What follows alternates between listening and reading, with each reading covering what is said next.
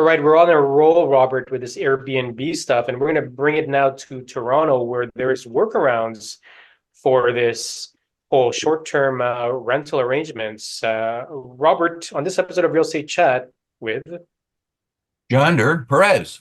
and Robert Eid, we're going to find out what some people are doing to circumvent the Airbnb rules. So I want to pull up the article here. We're going to link it to everybody. Toronto made a bylaw to crack down on Airbnb and other short-term rental dealers, similar to that Vancouver micro unit, or sorry, BC micro unit one we did just previously. So make sure you watch that and like and subscribe so you don't miss any of our episodes.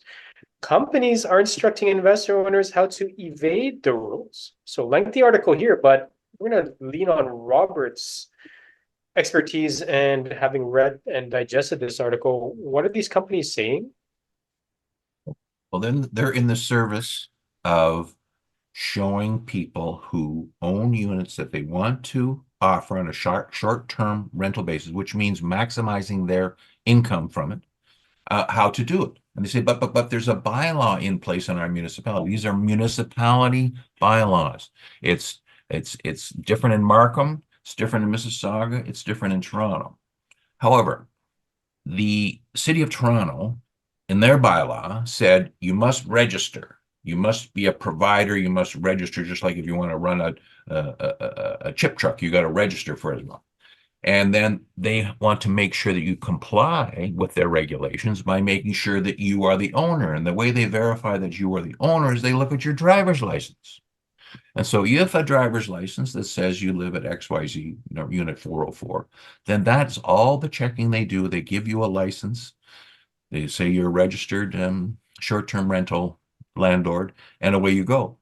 And it doesn't matter whether the building doesn't permit it because you have a license. You say you would live there, and so the city says you can do it. But you've lied in fudging your driver's license in order to comply with the rules that you think you need to get away with it. So if you have more than one, then you have to find more than one person who will be the person who's the registered short-term rental provider with the city of Toronto. And there's always a way to find a hole in the bylaw and then skate around the hole in the bylaw because they've got to catch you. And then they've got to choose to enforce the bylaw, and then the bylaw enforcement has got to stick. And all the time you're renting it out at a huge price. Now, one day they will come up with the perfect wording of the perfect bylaw. And so people who are, what if you lived underneath? You're on floor 7 and floor 8 is constantly rented out as party palace. And you have to get up at 5:30 in the morning. And all you got above you is party palace going to bangity, bangity, bangity, bang. And you go to the property manager and they say, well, it's a short-term rental and we're fighting him and we're waiting and we're going to court and we're doing the landlord tenant and they're not doing anything about it. What do you go up there and you fight with these great big guys that are drunk? No, you don't. You have to put up with it. Oh, it's a mess. So isn't that shady stuff? Because I mean, like, I guess we'd have to really look into it. But Robert, off camera, I was saying, or off record, I was asking, let's say I own a principal residence, I buy a condo, all of a sudden I have to change my driver license or whatever bills and taxes and all that to that condo. What happens to mine? Maybe my wife take over mine, but it's very sophisticated what needs to be done just to circumvent these. And then, you own 2 or 3 units in a building. How do you even handle that? I mean, with changes in ownership and I guess like I mean, if the BC, to my understanding, my limited understanding of this, because I'm not in that Airbnb space, those real estate chat viewers perhaps enlighten us if you are doing Airbnb successfully, but they have a rule that's very specific about it being your principal residence. But you brought up a good point. Let's say you own a couple of units in a condo. I mean, obviously your principal unit would be the one you're living in. Like this can't possibly last for a long time before somebody, like obviously from the city or the government, They don't puts an have end. enough inspectors. They don't have enough anything. No, the thing is this. If you have a unit that should be renting for on a monthly basis, $2,500, and you can get 18,000 to 30,000 in prime time per month for that unit, you're going to try and get that. And if you have to pay $3,000 a month in legal fees it's still worthwhile. It's just a cost of doing business. Like people push the envelope. Now, some of these owners, maybe they bought it 10 years ago before the bylaw, before there was even a hubbub about short-term rentals. But everybody knew it was coming. They're just trying to figure out, oh, is it a big enough problem? Am I going to, the politician, are we going to lose enough votes that win enough votes?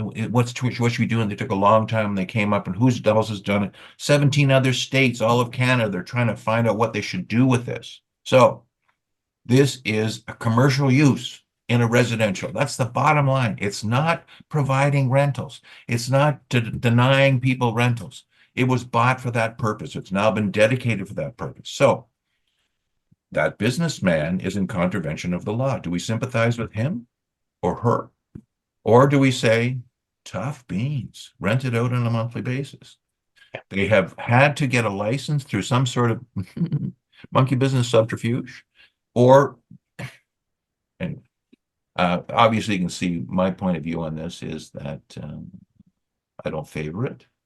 And the best part of it is somebody takes a 1-year lease on a property from Joe Blow and his wife Schmo, who bought it as an investment for their retirement, and that guy is reselling it every night as an investment, puts cheap furniture in there and reselling it as a hotel room, and he's making the difference on the original owner's idea. He's paying the monthly And 2,500. you know This what? guy's collecting twice that much. I'm sure So there's big it businesses are lobbying, big businesses are pushing and lobbying, and I probably have been doing it. hotel is not in favor of this. Hotels are not in favor. So there's a lot of squeezing from all directions, condominium.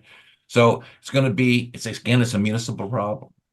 It's got to be solved municipally. I don't think you can have any more stomping down from the province to enforce it. So it's going to have to work its way out. And there's just always a Sharpie do that will find a way to get wiggle through between the rule and then hope that they won't get caught and then hope that it'll take so long before you catch them that they'll have taken their money and be running away.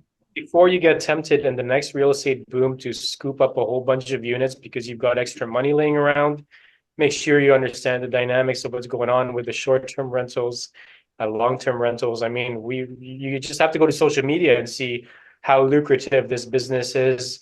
And there are people selling courses about how they're making gajillions of dollars on this. But don't be fooled by that because the government can change the rules at any time. Well, thanks for your insight, Robert, and thanks for those of you who watched this episode of Real Estate Chat. Take care and bye for now. See you later.